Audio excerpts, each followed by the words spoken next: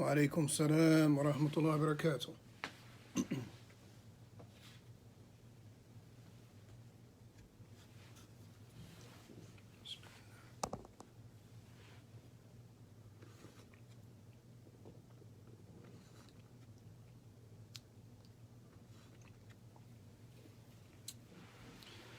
Okay, Bismillah ar-Rahman ar-Rahim. Alhamdulillahi Rabbil Alameen wa salatu wa salamu ala Rasulillah. Okay, I believe that this chapter is a pretty long chapter. I'm going to try to get through it because this is the last chapter dealing with purification. After this chapter, we're going to get right into the chapter dealing with Salah. Wa alaikum salam wa rahmatullahi wa barakatuh, Habib. Okay, this is the chapter dealing with Ahkam al-Hayd wal-Nifas, the rulings connected to menstrual cycles and postnatal bleeding. أولا الحيض وأحكامه. قال الله تعالى ويسألونك عن المحيض قل هو أذى فاعتزلوا النساء في محيض ولا تقربوهن حتى يطهرن فإذا تطهرن فأتوهن من حيث أمركم الله إن الله يحب التوابين ويحب المتطهرين. وعليكم السلام ورحمة الله وبركاته. Now, Allah subhanahu wa ta'ala, He says, they ask you concerning menstrual cycles. They ask you concerning the menstrual cycle. Say, it is harmful. So stay away from the women. Meaning your wives, while they are on their menstrual cycles. And do not approach them until they are pure. And when they have purified themselves, then come to them from whatever direction. Come to them however Allah subhanahu wa ta'ala has ordained it for you. Indeed, Allah loves those who constantly turn to Him in repentance and those who purify themselves. And just to clarify, when it says to stay away from the women during their menstrual cycles, it's not like the Yahud used to do, where they would, or maybe even still do, where they would put their women off in a chamber alone until they came off of their cycles. No. What this means simply is not to have intercourse with them. And hayd, this is a natural blood flow. It's a natural type of blood flow, and it emanates from the womb. And this blood, normally, it comes once a month, and it's normally 6 or 7 days.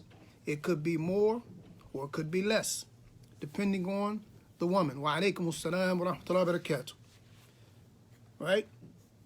Allah subhanahu wa ta'ala created everyone differently, so it heavily depends on the particular woman.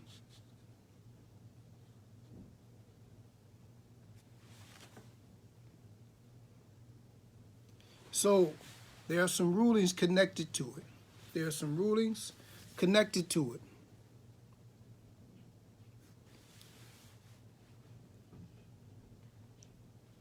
ومن هذه الأحكام أن الحائض لا تصلي ولا تصوم حال حيضها.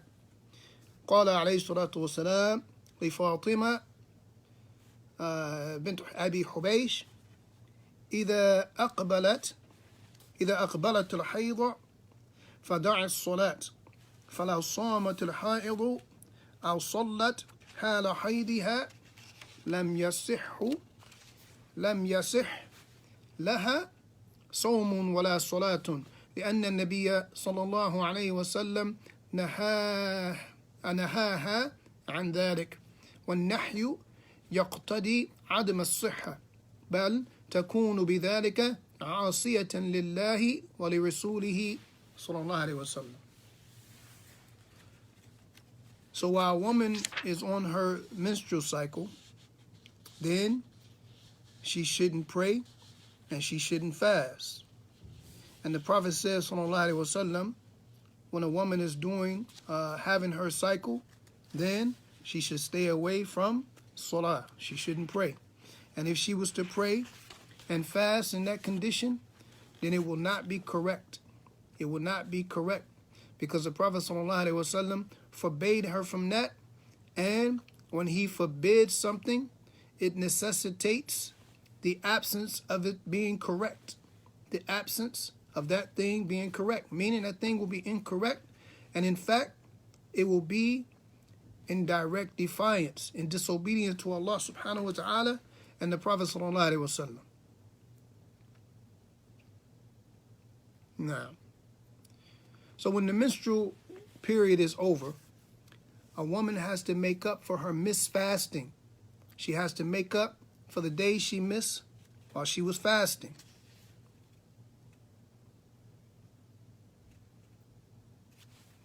Okay, now. Yes.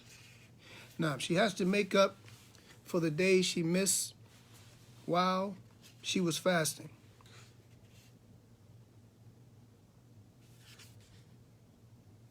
Aisha radiyallahu ta'ala anha, she said, كنا نحيد على عهد رسول الله صلى الله عليه وسلم وكنا نؤمر بقضاء الصوم ولا نؤمر بقضاء الصلاة متفق عليه. Aisha radiyallahu ta'ala anha, she said that we used to come on our menstrual cycle during the time of the Prophet sallallahu alaihi wasallam, and we were commanded to make up the fasting and not to make up the salah. So when a woman is having her menstrual cycle, she doesn't pray, nor does she fast. She has to make up her fasting when she becomes clean, but she doesn't have to make up her prayer. She doesn't have to make up her prayer. ومن أحكام الحائض أنها لا يجوز لها أن تطوف بالبيت ولا تقرأ القرآن ولا تجلس في المسجد ويحرم على زوجها وضعها في الفرج حتى ينقطع حيضها وتغتسل. قال الله سبحانه وتعالى ويسألونك عن المحيض قل هو أذى فاعتزلوا النساء في المحيض ولا تقربوهن حتى يطهرن فإذا تطهرن فأتوهن من حيث أمركم الله.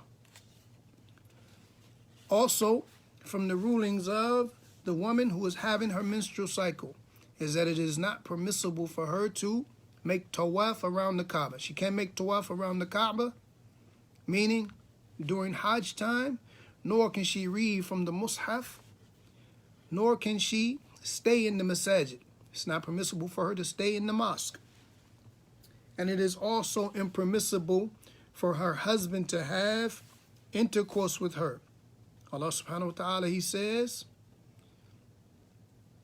they ask you concerning menstrual cycles. Say, they are harmful. So stay away from the women during their cycles.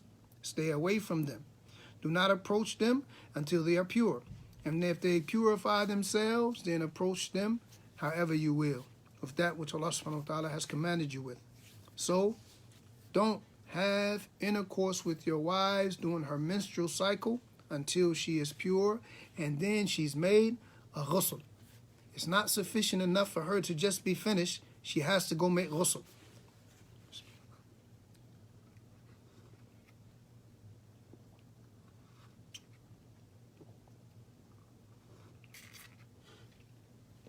Bilal. Wa alaikum assalam wa rahmatullahi wa barakatuh. وقال النبي صلى الله عليه وسلم اصنعوا كل شيء إلا النكاح وراه الجماعة إلا البخاري وفي لفظ إلا الجماعة. And Allah subhanahu wa ta'ala, after informing us in this verse, the Prophet sallallahu alaihi wasallam, he said, do whatever you like with your women except for intercourse. Except for intercourse. So you can be with them however you want to be with them. Just don't make, intercourse. ويجوز لزوج الحائض أن يستمتع معه منها بغير الجماع في الفرج كالقبلة واللبس وَاللَّمْسِ وَنَحْوِ ذَلِكَ. And it is permissible for the husband of the one who's menstruating to enjoy his wife. He can enjoy her. He can enjoy her by touching her, by kissing her, and other than that, so long as he doesn't enter upon her. وَلَا يَجُوزُ لِزَوْجِهَا أَن يُطَلِّقَهَا وَهِيَ حَائِض. قال تعالى: يا أيها النبي إذا طلقتم النساء فطلقوهن لعدتهن أي طاهرات من غير جماع. وقد أمر النبي صلى الله عليه وسلم من طلق امرأته وهي حائض أن يراجعها ثم يطلقها حال طهرها إن أراد. And it is not permissible for the husband to divorce his wife while she's on her cycle. It's not permissible. Allah subhanahu wa ta'ala, he says, O Prophet, if you divorce the women, then divorce them in their period of waiting. Divorce them for a set time or at a certain time. It's a certain time when it's permissible to divorce them. And this means when they are pure, when they are in a state of purity and you haven't had relations with them. And the Prophet ﷺ, he ordered the man who divorced his wife and she was menstruating, he ordered him to take her back. He said, take her back and then divorce her again when she's pure if you so desire.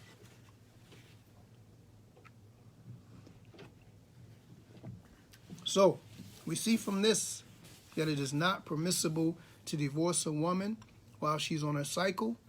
And if you've done so, then take her back until she has purified herself. Also, if you've had relations with her, it's also not permissible for you to divorce her until she comes on her cycle and then is clean again. And this is going to come up again when we deal with the issue of marriage and divorce. والطهر هو الانقطاع الدم فإذا انقطع دمها فقد طهرت وانتهت فترة حيضها فيجب عليها الاغتسال ثم تزاول ما منعت منه بسبب الحيض وإن رأت بعد الطهر قدرة أو صفرة لم تلتفت إليها لقول أم عطية رضي الله تعالى عنها كنا لا نعد الصفرة والقدرة بعد الطهر شيئا. وراه أبو داود وغيره وله حكم الرفع لأنه تقرير منه. وعليكم السلام ورحمة الله وبركاته. Naam, yes, same thing, same program. Okay, no, I don't believe that I missed anything on the phone or on Facebook.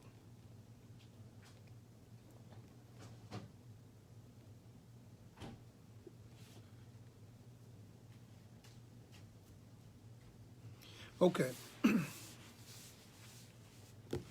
Okay, once the blood stops flowing and the woman becomes, once the blood stops flowing, meaning the menstrual blood, a woman becomes pure and her cycle is deemed over. She must then make a ghusl. And we already described the ghusl, what it means and how it's done.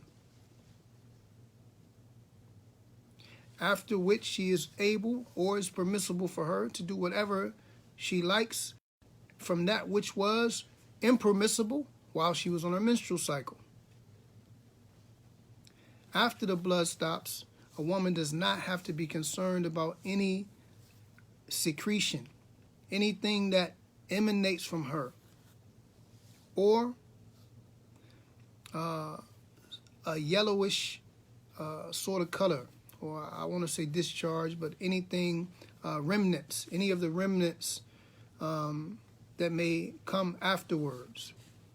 As indicated in the hadith on the authority of Atiyya, radiallahu ta'ala anha, that who said, we never considered yellowish discharge as a thing of importance, meaning whenever we would see it, it wouldn't affect us, and we wouldn't connect it with our cycle, so we would continue to do the things that we normally would do.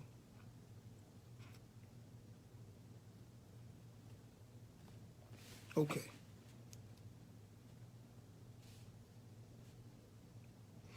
إذا طهرت الحائض أو النفساء قبل غروب الشمس لزمتها أن تصلي الظهر والعصر من هذا اليوم، ومن طهرت منهما قبل طلوع الفجر لزمتها أن تصلي المغرب والعشاء من هذه الليلة، لأن وقت الصلاة الثانية وقت للصلاة الأولى في حال العذر. And if a woman was to come off of her cycle, if her cycle was to end, or her postnatal bleeding before the sunset, it will be obligatory upon her to pray Dhuhr and Asr. She would have to pray Dhuhr and Asr, those prayers that were to be performed that day.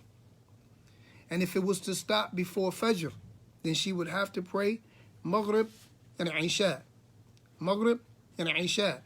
And this is because the time of prayer for the latter is permissible, the time of prayer for the former, in case of a legal excuse.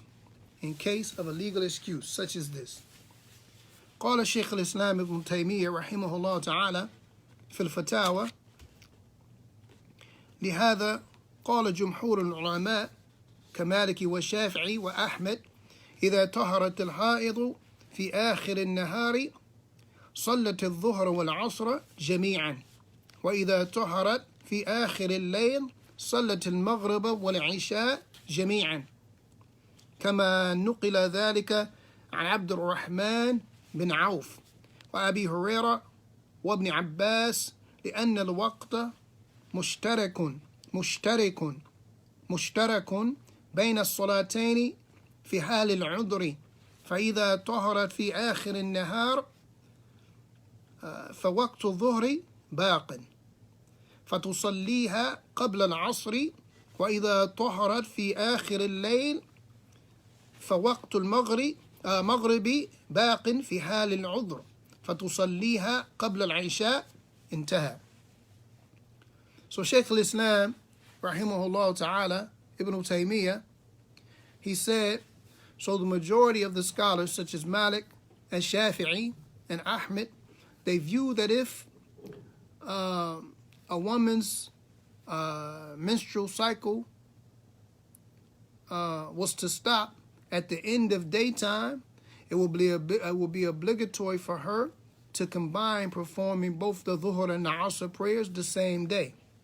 And if the discharge was to stop at the end of night, it will be obligatory for her to combine performing both the Maghrib and Isha prayers the same night. This is because there is a legal common specified time for every two successive prayers. Every two successive prayers to be combined due to a legal excuse. Therefore, if a woman's cycle stops at the end of the day, it is obligatory for her to perform the Dhuhr prayer and the Asr prayer, for it is still permissible. It is a still permissible time for her to perform the Dhuhr prayer, meaning she is still at the specified period of the Dhuhr prayer. Likewise, if it was the end of the night, it is obligatory for her to perform the Maghrib and the Isha prayers, as she is still at the specified time of the Maghrib prayer. This ruling was narrated on the authority of Abdul Rahman ibn Auf, Ibn Abbas, and Abu Hurairah radiyallahu ta'ala anhum. وأما إذا دخل عليها وقت الصلاة ثم حاضت أو نفست قبل أن تصلي نعم، فالقول الراجح أنه لا يلزمه قضاء تلك الصلاة التي أدركت أول وقتها ثم حاضت أو نفست قبل أن تصليها. As for if the time for prayer was to enter upon her, and then she became she started her menses or bleeding, postnatal bleeding, before she prayed, then the overwhelming speech, or the most apparent speech concerning this, that which is most correct, is that it is not obligatory upon her to make up that particular salat which came upon her at that time, the time before she came on her menses or she started to bleed, before she actually prayed. So let's just say, for example, Dhuhr is at 1:30. She comes on her cycle at 1:40. She comes on her cycle at 1:40 before she actually had time to pray. Then she wouldn't have to go back and make up that salah.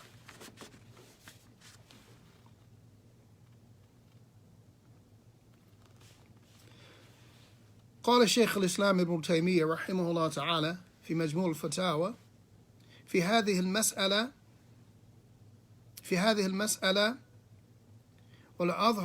والأظهر في الدليل مذهب أبي حنيفة ومالك أنها لا تلزمها شيء، لأن القضاء إنما يجب بأمر جديد، ولا أمر هنا يلزمها بالقضاء، ولأنها أخرت تأخيرا جائزا فهي غير مفرطة.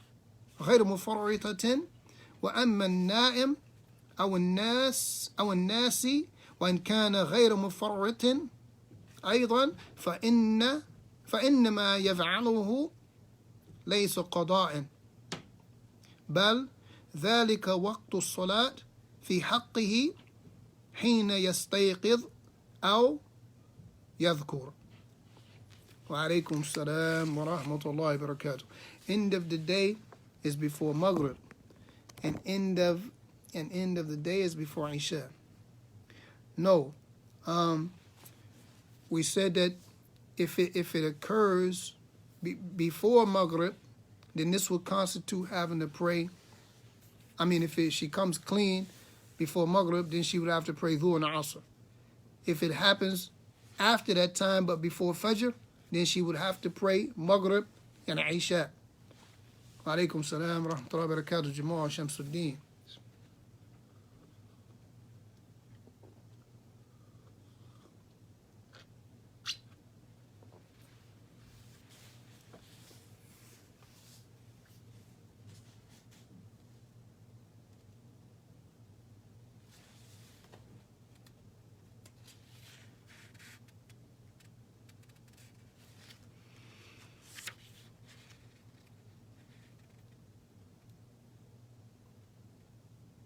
No. Okay. And he pretty much just repeated the same thing. The position of Abu Hanifa and Malik, that she would not have to make it up in that case because it would necessitate a new ruling or a new legal command. And this would differ from the one who overslept or the one who did it out of forgetfulness. Number two.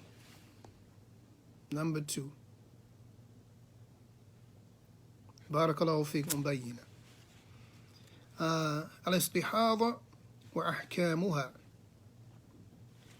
الاستحاضة سيلان الدم في غير وقته على سبيل النزيف من عرق يسمى العاذل. Okay, al-istihada. And we mentioned istihada. This is that irregular bleeding. That bleeding that's irregular that we mentioned emanates from a vein, right? It emanates from a vein, and it is called al-adil. Al-adil. Wal-mustahada amruha mushkilun.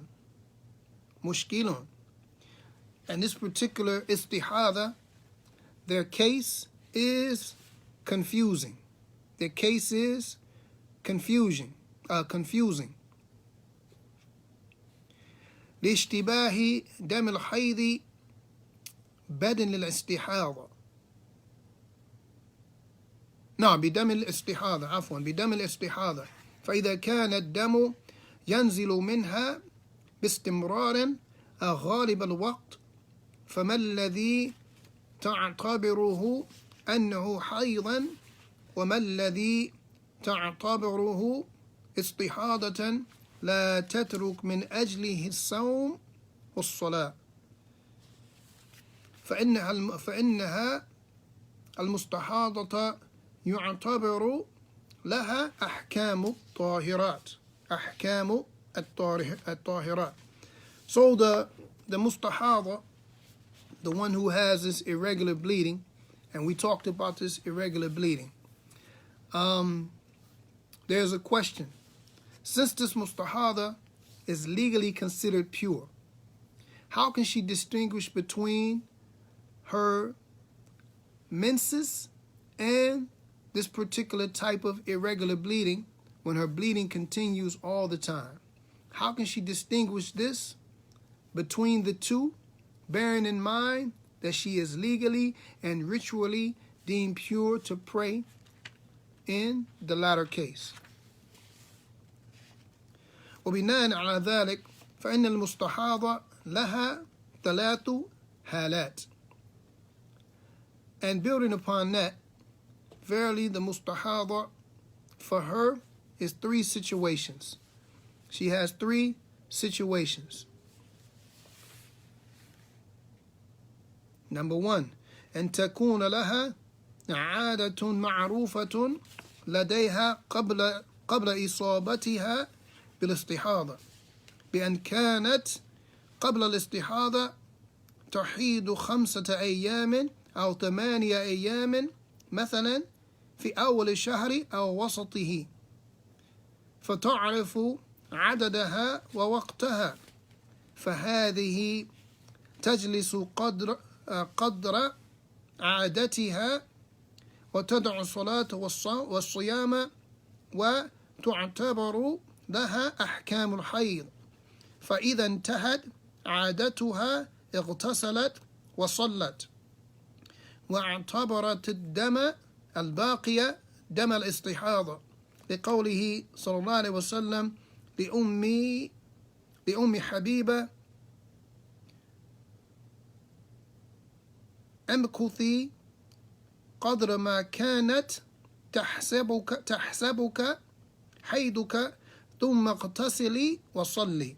رواه مسلم. Okay, when a woman used to have a stable, regular menstrual period, she used to have a stable, regular menstrual period before she started to have this istihada, this irregular bleeding.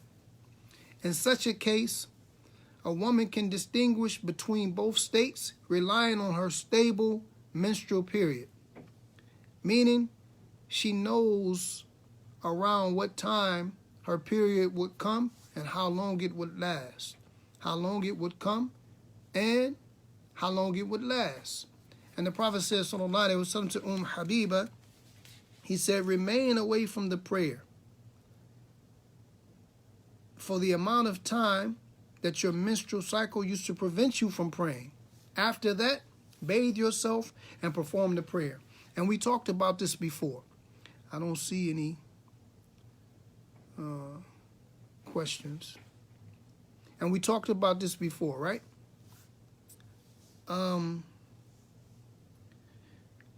You know yourself better than anyone else knows you.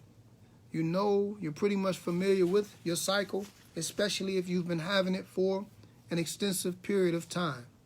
So with that being said, once this istihada, this irregular bleeding starts, then you estimate the time that your cycle normally lasts. Anything beyond that point becomes istihada, make ghusl, and start to pray.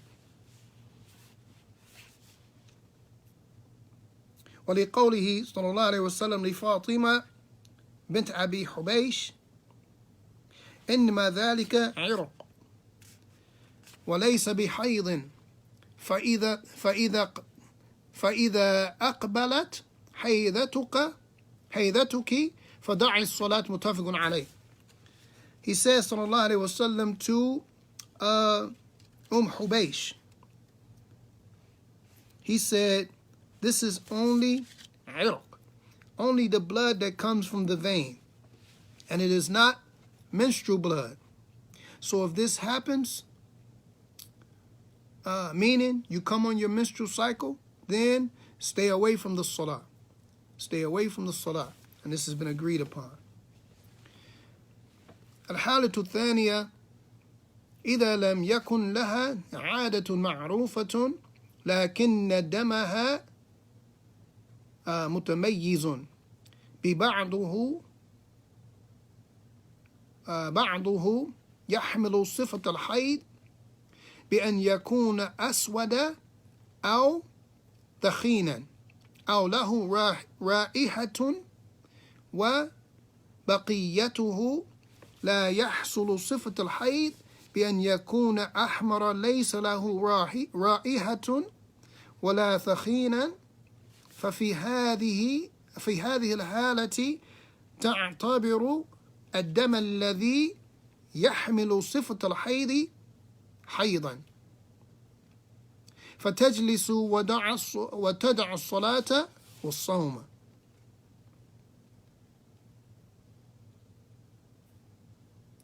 Now in the second condition, or in the second state, if she doesn't have, or if there is no regular habit, or something is known by way of time period, meaning she doesn't know, she's not sure, then her blood is distinguished. Her blood is distinguishable. It is distinguishable. You can tell the difference.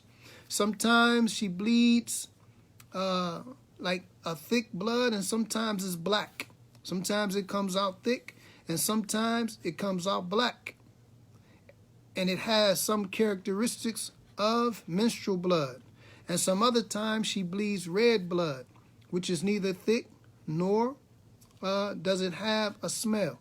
It doesn't have a smell. In the other case it did, but in this case it doesn't. Then such a woman is to consider the former kind of blood as that of her menstrual period, during which she gives up praying and fasting. She regards the other kind of blood as that of istihada, the period in which she can perform prayer and observe fasting, for she is considered ritually pure in that case. The Prophet ﷺ, he said to bint Hubaysha, bint Abi Hubaysh, إذا كان دم الحيض فإنه أسود يعرف فأمسكي عن الصلاة فإذا كان الآخر فتوضئي وصلي. رواه أبو داود والنسائي وصححه ابن حبان والحاكم. وفيه أن المستحاضة تعتبر صفة الدم فتميز بها بين الحيض وغيره. He said when the menstrual cycle, when this blood comes, it is black blood that can be recognized. So when that comes, leave the prayer. Stop praying. But when a different type of blood comes, you can perform the ablution, make wudu, and pray. And pray.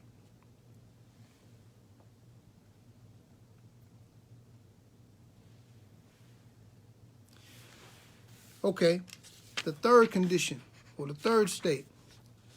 إذا لم يكن لها عادة تعرفها ولا صفة تميز بها الحيض من غيره فإنها تجلس غالب الحيض 6 أيام أو 7 أيام من كل شهر لأن هذه عادة غالب النساء لقوله صلى الله عليه وسلم لحمنة بنت جحش إنما هي رقضة من الشيطان فتحيضي 6 أيام أو 7 أيام ثم اغتسلي فإذا استنقعت فصلي 24 أو 23 وصومي وصلي فإن ذلك تجزئك وكذلك فافعلي كما تحيض النساء رواه الخمسة وصححه الترمذي. So in this third condition, when a woman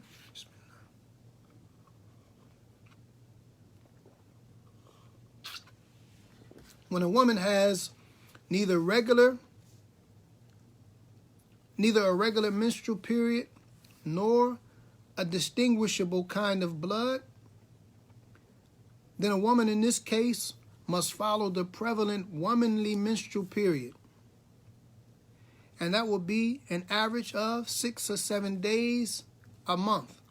And deem whatever discharge after this period as istihada. And the Prophet says, sallallahu alaihi wasallam, to Hamna bint Jahsh, he said this istihada is harm caused by Satan, by shaitan. So you should count 6 or 7 days as menstruation. Then you should take a ghusl. Then you should make ghusl. And if you see that you have purified yourself, then perform the prayer, the salah, for 24 or 23 days. And fast for this. This will be sufficient for you. So you should do as women do during their regular menstrual cycle.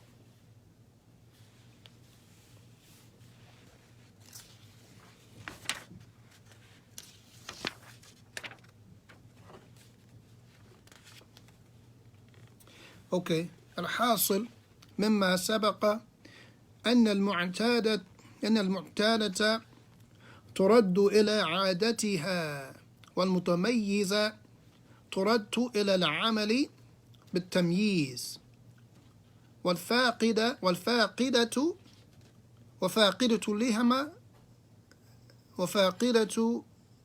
لهما تحيد 6 أو 7 وفي هذا جمع بين السنن الثلاث الواردة عن النبي صلى الله عليه وسلم في المستحاضة.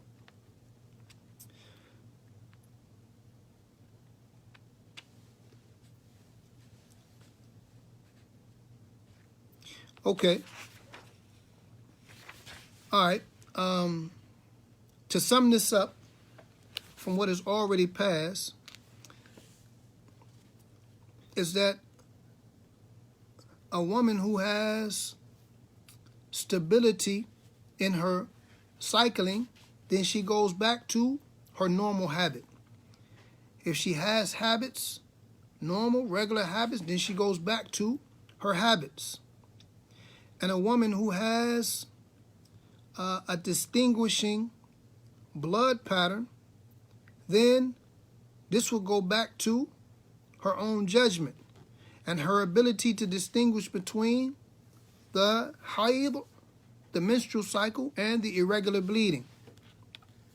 And a woman that has neither, then she should go back to the 6 or 7 days a month and make ghusl afterwards.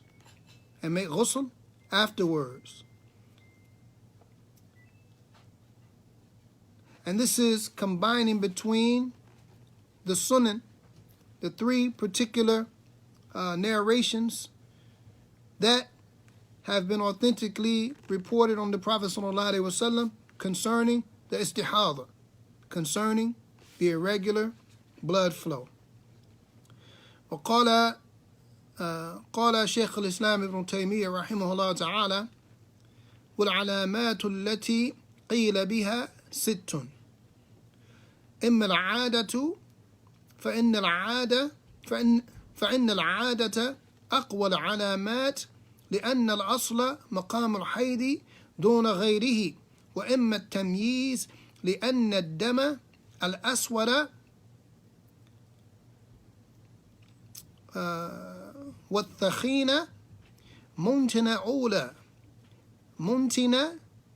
أولى أن يكون حيضا من الأحمر، وإما اعتبار غالب عادة النساء لأن الأصل إلحاق الفرد بالعم الأغلب، فهذه العلامات الثلاث تدل عليها السنة والاعتبار، ثم ذكر بقية العلامات التي قيل بها. وقال في النهاية: وأصوب الأقوال اعتبار العلامات التي جاءت بها السنة وإلغاء ما سوى ذلك. انتهى.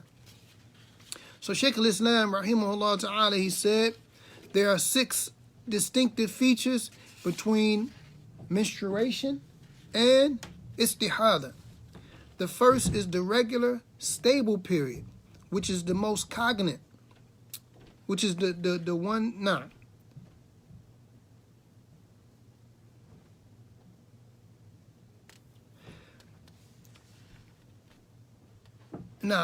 which is a regular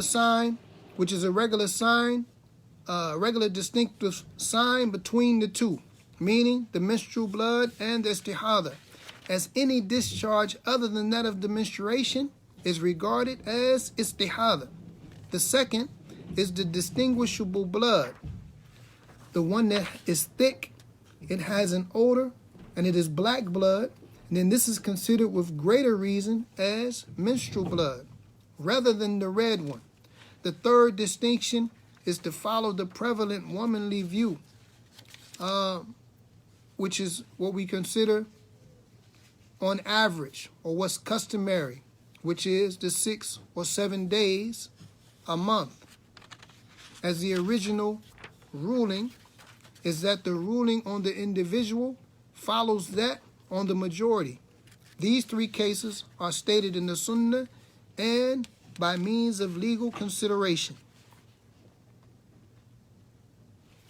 In the Sunnah and by means of legal consideration. Check back, see if I missed any questions, so we don't get lost as it relates to these questions. Hopefully this stuff is clear. These fiqh issues can be very complicated, and I know that you women are concerned, but most of you probably are already aware of this, and it's probably boring some of the men, but it's important. We have to know it for our wives and daughters.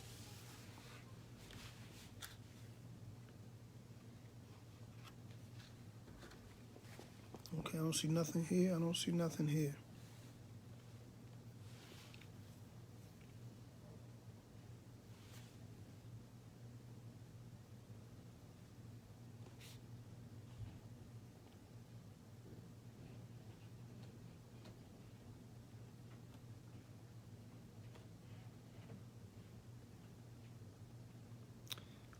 Okay, and Ibn Taymiyyah, he concluded by saying the most valid position here is to abide by the first 3 cases as they were stated in the Sunnah and to reject the others.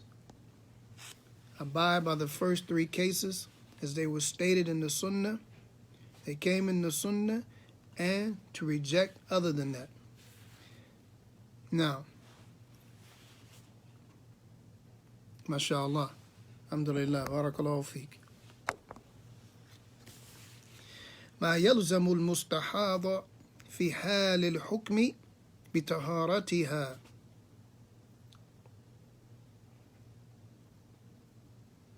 نعم.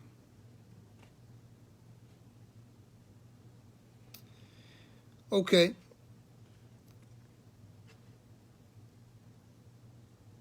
Okay. What is binding upon the woman who has istihada in the state where it is considered her being pure? What is binding upon her in the case of barakallah, that when she is in a condition or in a state of purity? The one who has this irregular bleeding, when she falls under the ruling of being pure, number one, يجب عليها أن تغتسل عند نهاية حيضتها المعتبرة حسب ما سبق بيانه. سبق بيانه. Number one is that it is obligatory upon her to make a ghusl at the end of her period. At the end of her period, predicated on what was previously mentioned or what we previously clarified. Number two, تغسل فرجها لإزالة ما عليه من الخارج عند كل صلاة وتجعلي في المخرج قطنا ونحوه نمنع الخارج وتشد عليه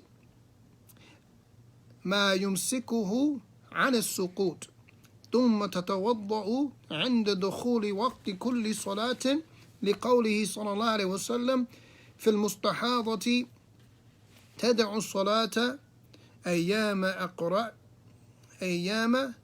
أقرائها ثم تغتسل وتتوضأ عند كل صلاة.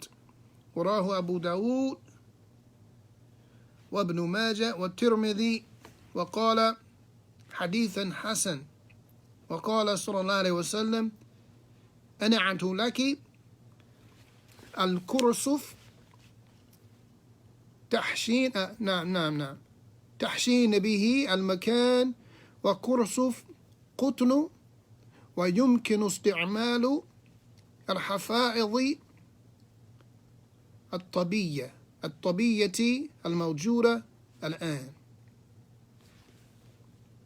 Now, number two, that she should wash her genital area, her private area, that she should wash it. That she should wash it every salah. That she should clean it for every prayer. And she should place something there. She should place something there near her opening, like cotton or something that will prevent something from flowing out. She should place something there that will prevent anything from coming out, meaning blood. She should tighten it so that it isn't forced out, so that it doesn't come out.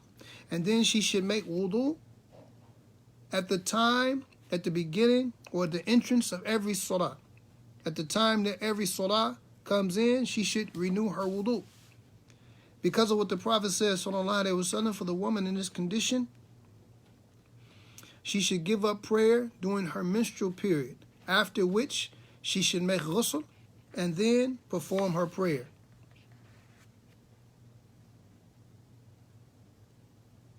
She should do this for every salah. And then he says, sallallahu alaihi wasallam, he said, I advise you to use cotton in order to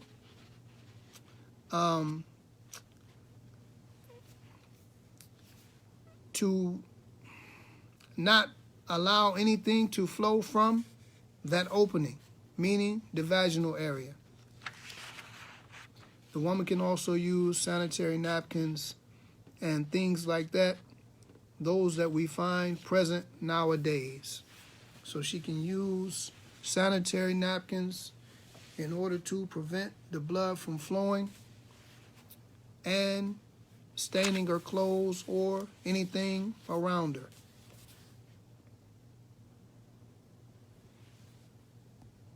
Wa alaikum salam wa rahmatullahi wa barakatuh. Okay, now we have النفاس وأحكامه.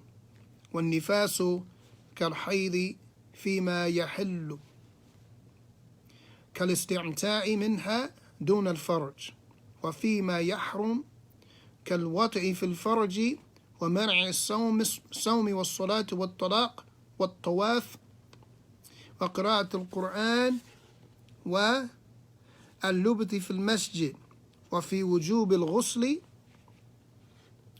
الغسل على النفساء عند انقطاع دمها كالحائض، ويجب عليها أن تقضي الصيام دون الصلاة فلا تقضيها كالحائض. So the first thing we want to mention about the woman who has postnatal bleeding is that the ruling for her is just like the ruling of the woman who has a menstrual cycle, meaning as it relates to her husband, then he can enjoy her in any way he like other than having intercourse with her. And it also prevents her from praying and fasting, being divorced, and making tawaf around the Kaaba, reciting Quran, and staying in masjids. And it is a must that she perform a ghusl after her bleeding stops.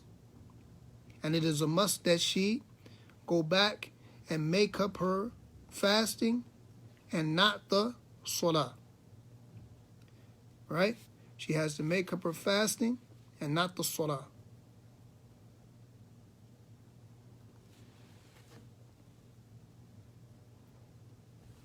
Okay.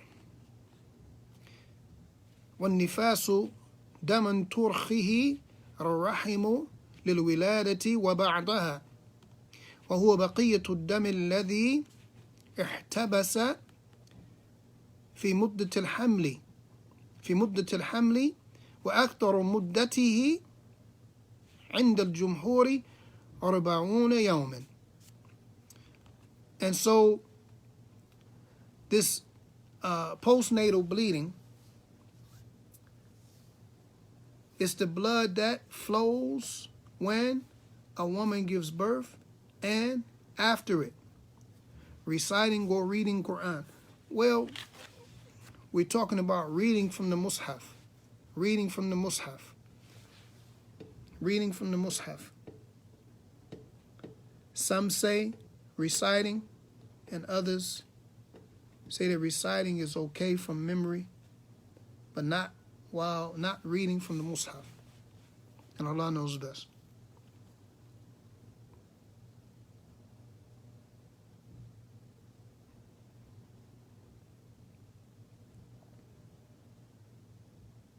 Okay, now. So this blood is the blood that emanates from the woman while she's giving birth and after it.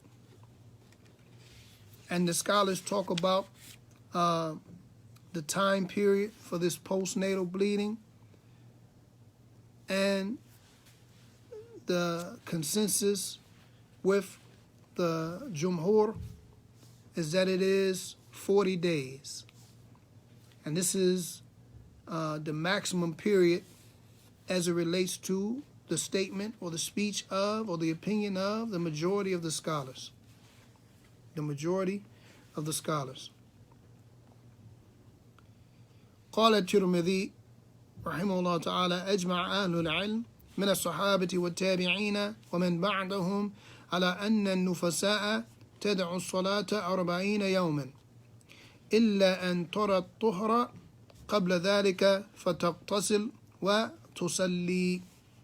And Imam al-Tirmidhi, he said that the people of knowledge from the companions and those who followed them and those who follow them is that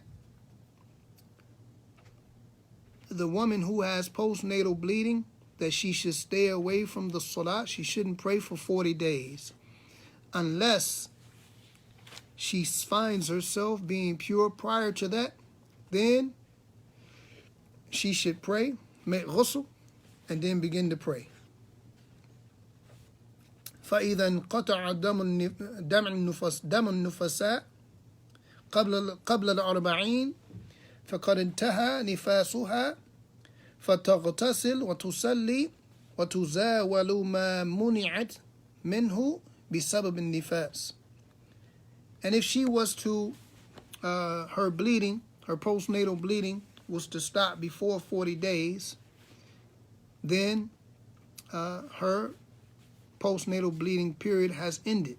Then she should make ghusl and she should pray. And she should continue to do the things that being in this condition prevented her from.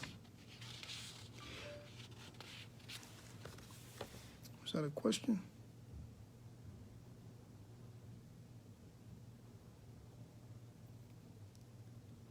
Okay. Okay.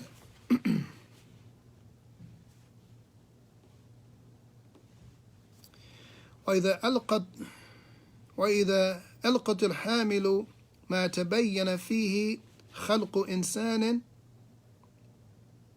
بأن كان فيه تخطيط وصار معها دم بعد نزوله فلها أحكام النفساء والمدة التي يتبين فيها خلق الإنسان في الحمل 3 أشهر غالبا وأقلها 81 يوما. وإن ألقت علقة أو مضغة لم يتبين فيها تخطيط إنسان لم نعتبر ما ينزل بعدها من الدم نفاسا فلا تترك الصلاة ولا الصيام وليست لها أحكام النفساء. Okay, so if the pregnant woman miscarries, if she has a miscarriage and she starts to flow, she starts to have a discharge, and the stillborn child has reached a distinctively recognizable form, right? We can see the form of it. It's reached a certain growth point. Then she is considered a woman in a state of postnatal bleeding. An embryo takes about 81 days to 3 months in order to have a distinctively recognizable shape. If the embryo is a mere lump of flesh or a clot, the woman is not considered in a state of postnatal bleeding. Even if she starts discharging, she is not to give up prayer or fasting, and none of the rulings of postnatal bleeding is applicable to her in this case.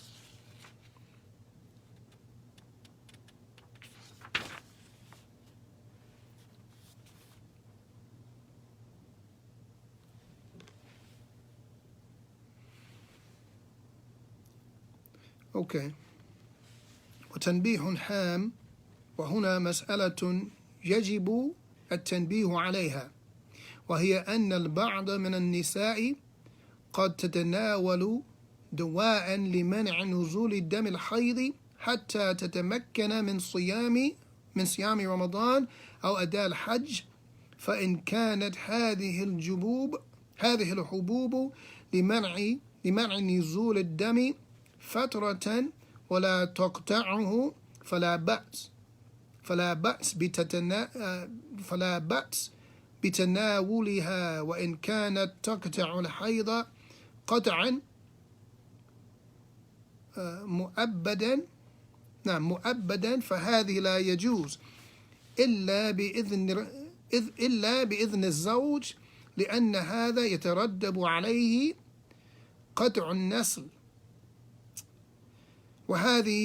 وهذه جمل من أحكام الحيض مررنا عليها مرا سريعا، وتفاصيلها تحتاج إلى وقت طويل، لكن يجب على من أشكل عليه شيء منها أو من غيرها أن يسأل العلماء، فسيجد عندهم إن شاء الله ما يزيل إشكاله، وبالله التوفيق. Okay, there's something that needs to be mentioned.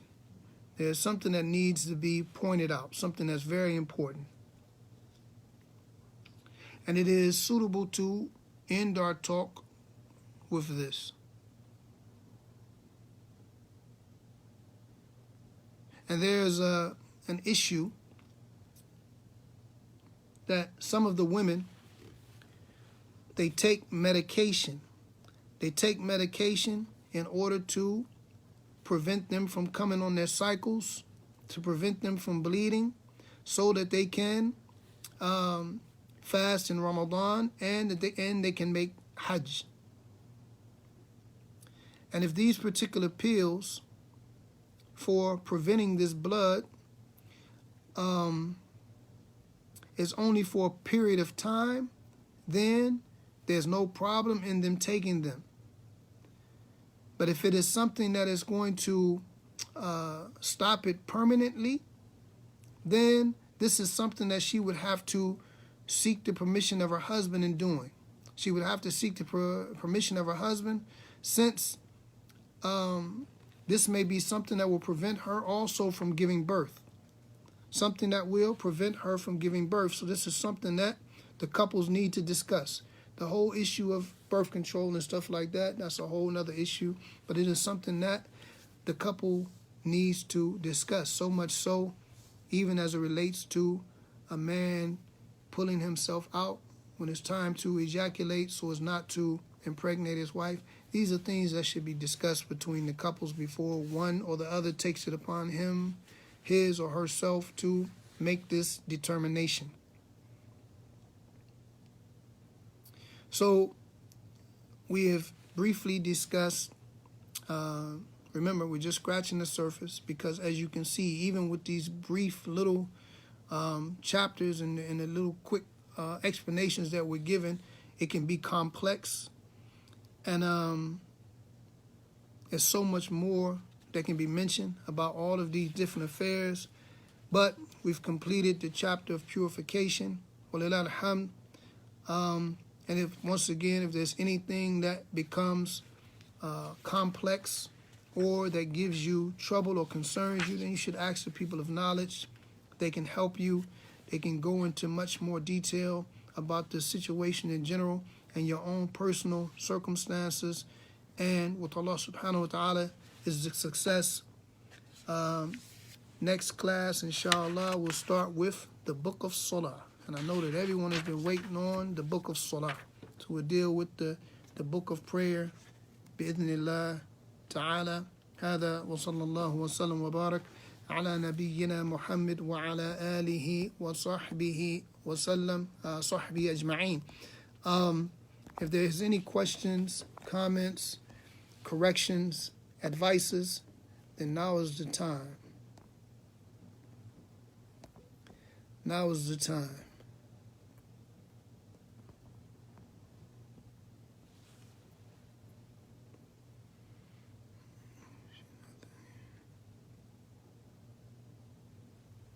I know some people ask me about translations.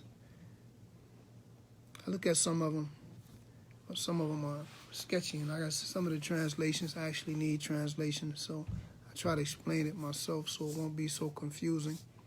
But if you find translations, different books of fiqh, then you can read them. And if you have questions about something, then you can ask. And if we don't have the ability to answer the question, then inshallah we'll direct them to someone who can.